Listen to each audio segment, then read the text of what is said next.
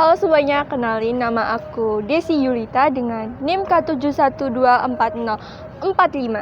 Halo semua, kenalin aku Nasya Syafira dengan NIM K71244055. Kali ini kami akan ajak kalian untuk keliling di stasiun Solo Balapan. Selamat datang di kota Surakarta, di tengah hiruk pikuk kota budaya dan tradisi.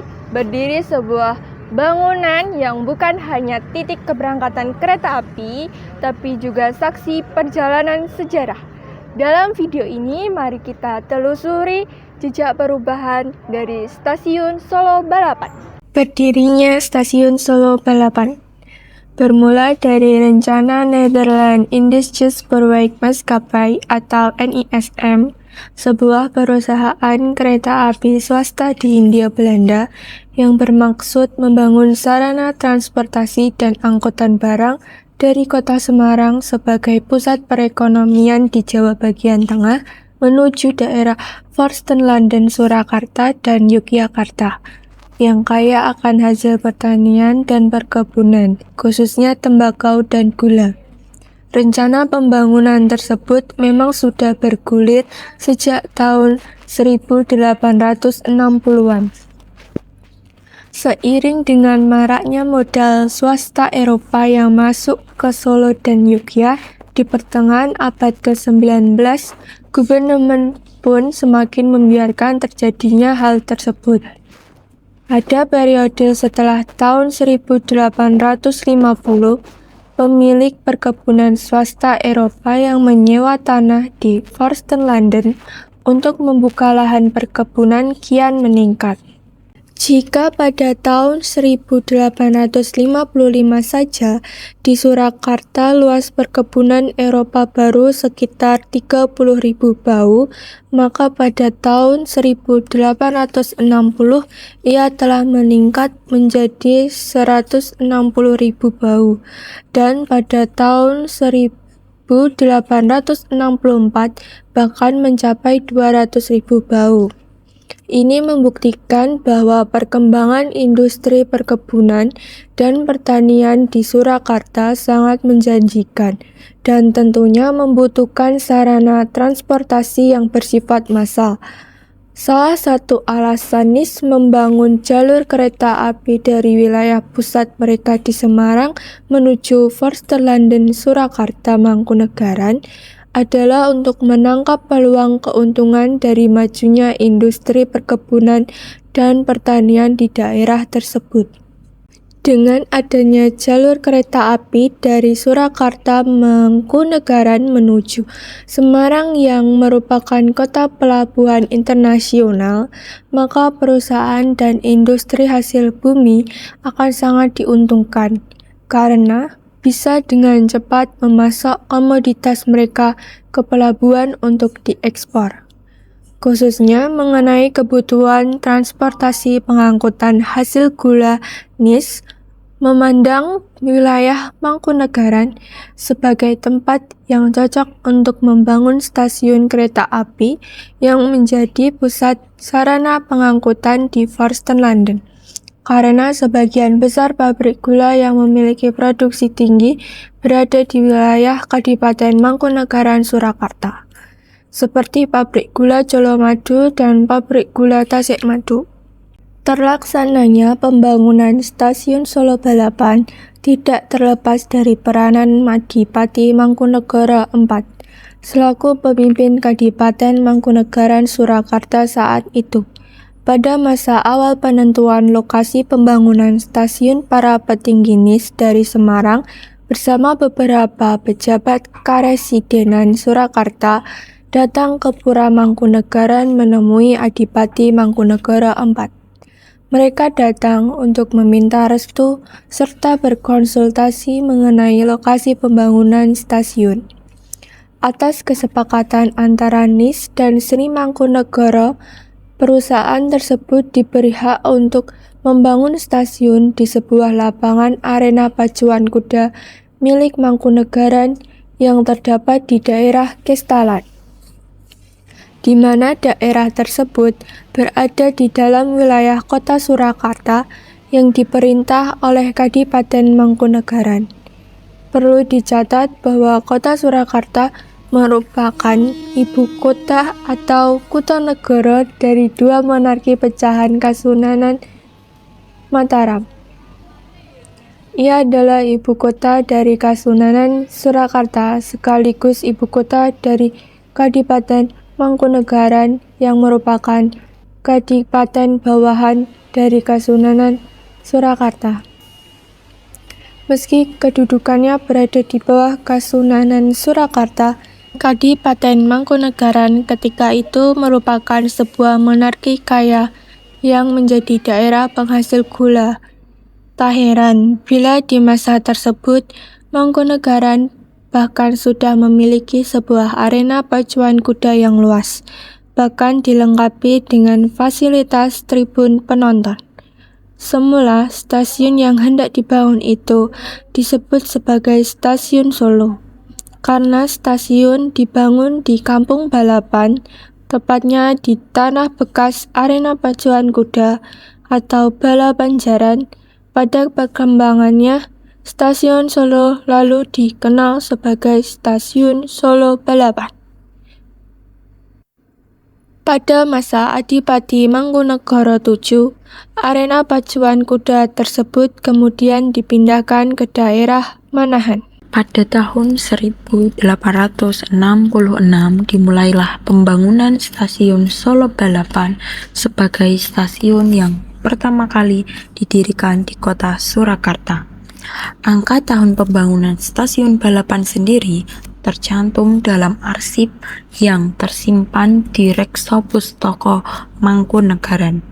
Dalam arsip itu disebutkan bahwa peresmian pembangunan stasiun dilakukan dengan upacara peletakan tanah pertama menggunakan sekop atau cetok yang terbuat dari emas murni yang dilakukan oleh Adipati Mangkunegara IV dan Sunan Pakubuwono IX, didampingi Gubernur Jenderal bersama para pejabat pemerintah kolonial dan petinggi-petinggi NIS.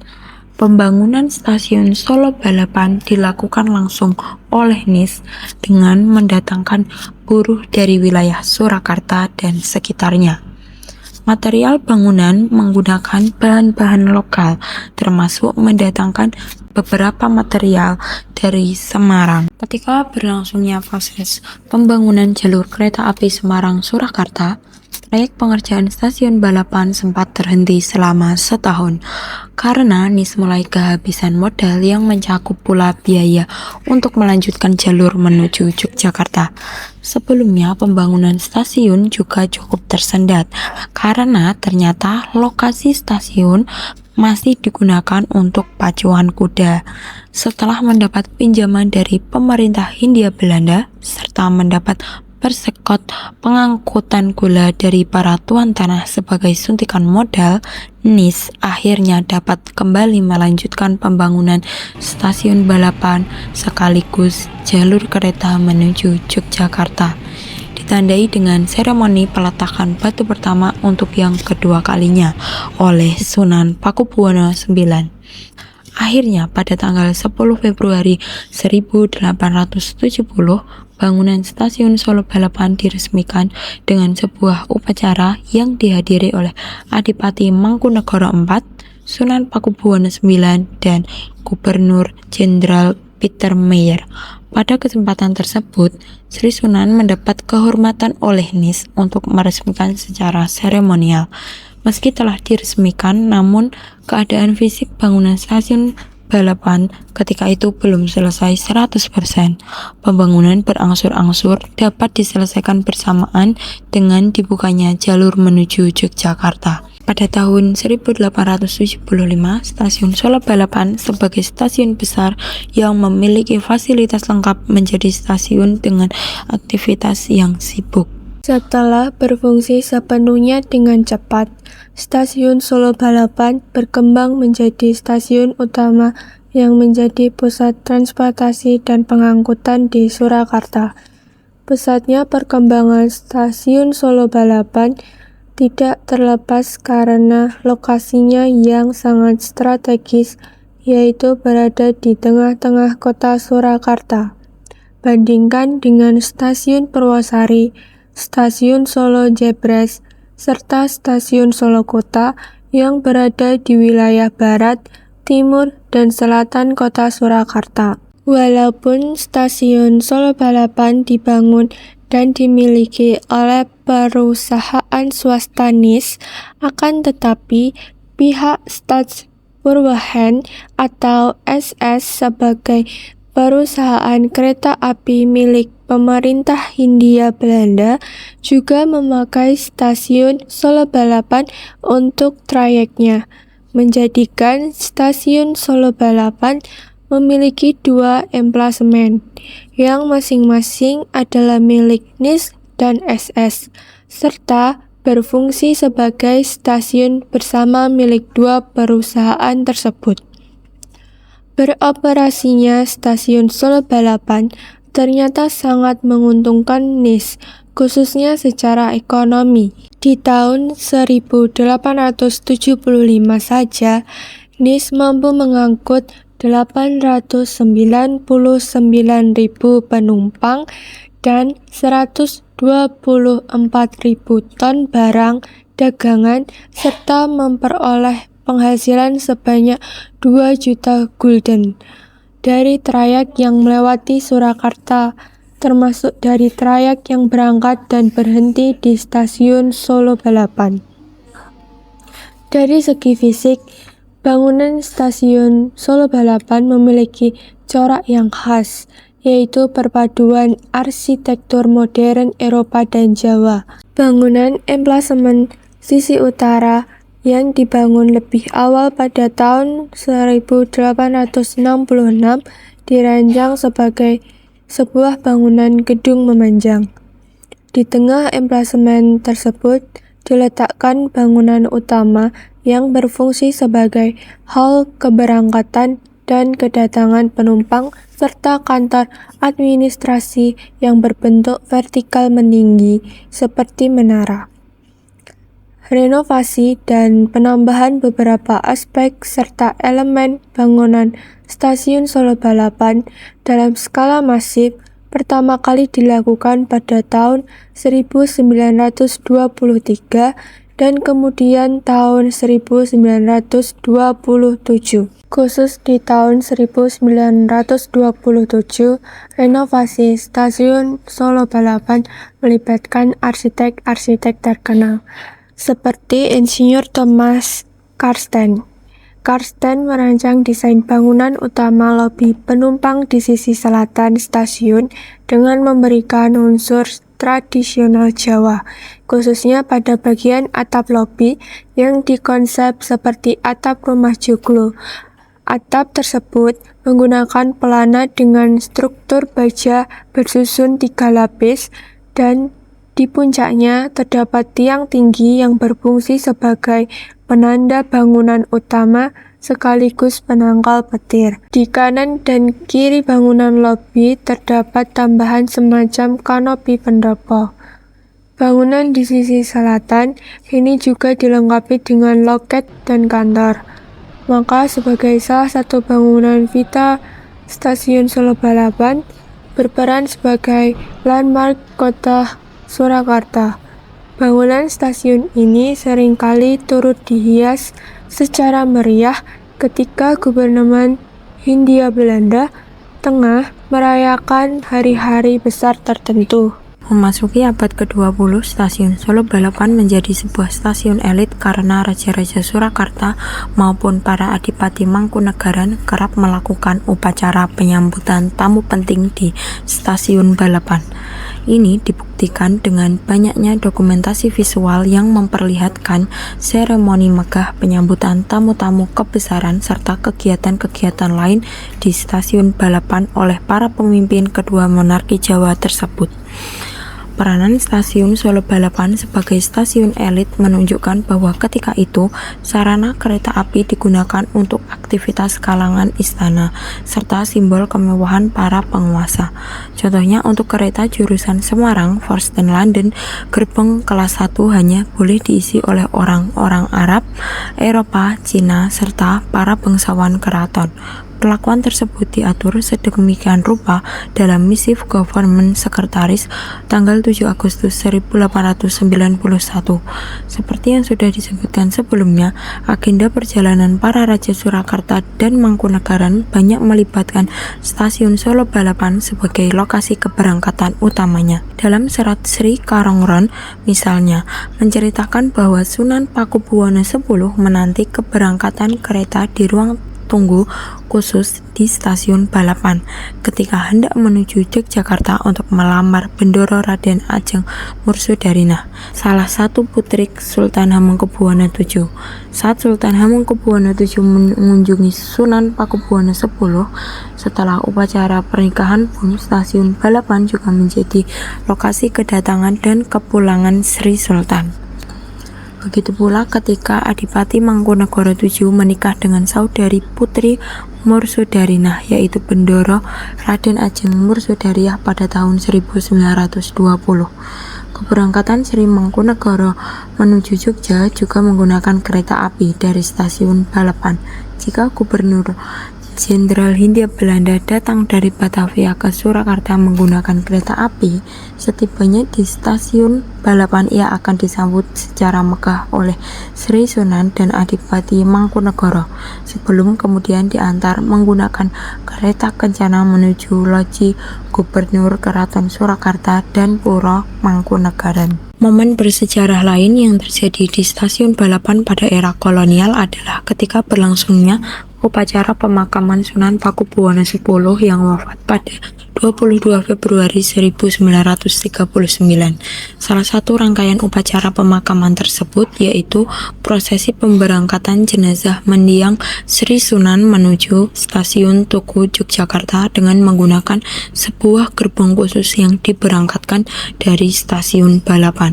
Upacara pemakaman itu disebut-sebut merupakan prosesi pemakaman seorang Raja Jawa yang paling megah. Jadi, meskipun Kasunanan Surakarta memiliki stasiun Purwosari dan stasiun Solo Jebres, pemerintah dan para pemimpin Kasunanan kerap menggunakan stasiun Solo Balapan sebagai titik keberangkatan dan kedatangan ketika menggunakan transportasi kereta api. Sekali lagi, karena lokasinya yang strategis berada di tengah kota Surakarta.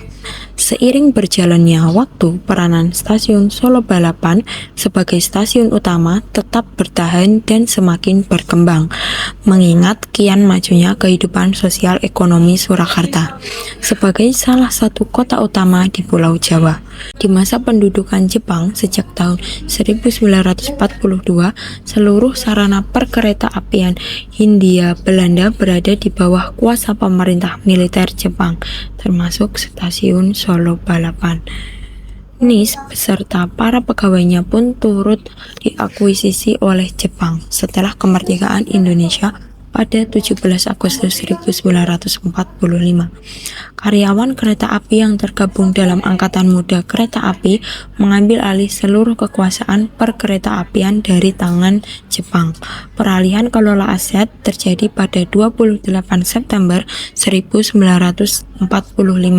Dan sejak itu pengelolaan perkereta-apian berada di tangan pemerintah Indonesia.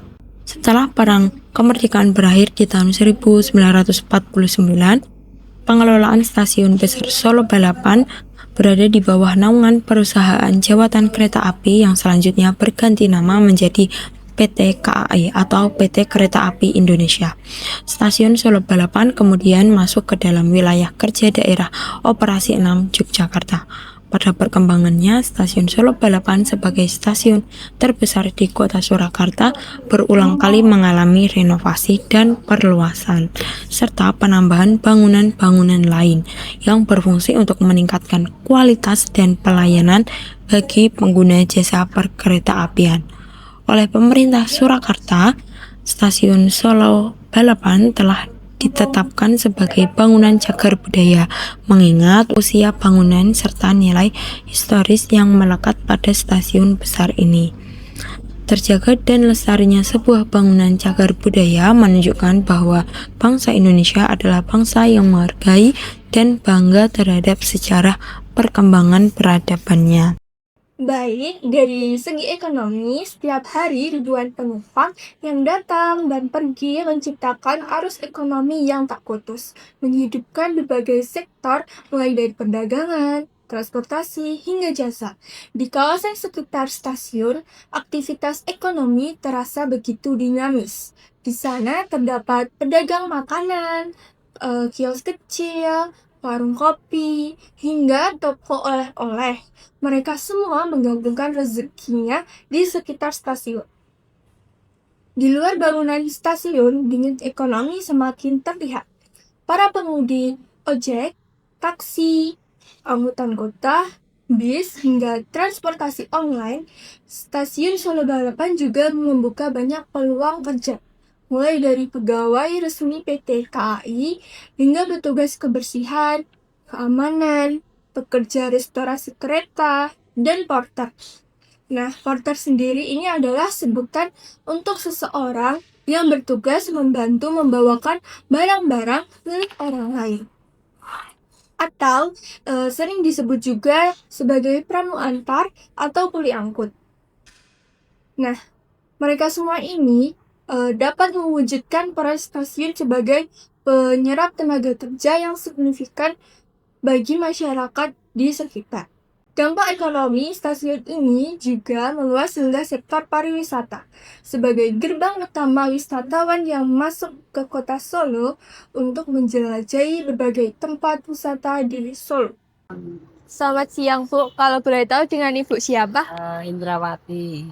Baik, kira-kira Ibu sudah berapa lama berjualan di dekat stasiun Solo Balapan ini? Kalau saya baru Mbak, baru 2 bulan Mbak. Oh, Cuma rewang di sini saya. Oh. Kalau ini sudah dari tahun 70 ya waktu ini. Oh, dari tahun 70-an ya, Bu? Ya, saya belum lahir Mbak. Oh, okay. Nah, saya kan tahun 76. Jadi warungnya ini. Pemilik warung ini siapa nih, Bu? Namanya Mbak Inaya siapa ini? Itu dulu Mbak Ti, turun-temurun gitu loh Mbak. Oh, Sekarang ke cucunya. Oh, oke. Baik, terima kasih nih, Bu. Ya Mbak. Dari segi sosial, stasiun Solo Balapan merupakan tempat bertemunya berbagai cerita.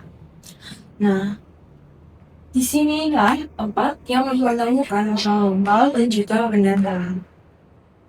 Lokal dan pendatang ini juga bisa selalu memberikan informasi.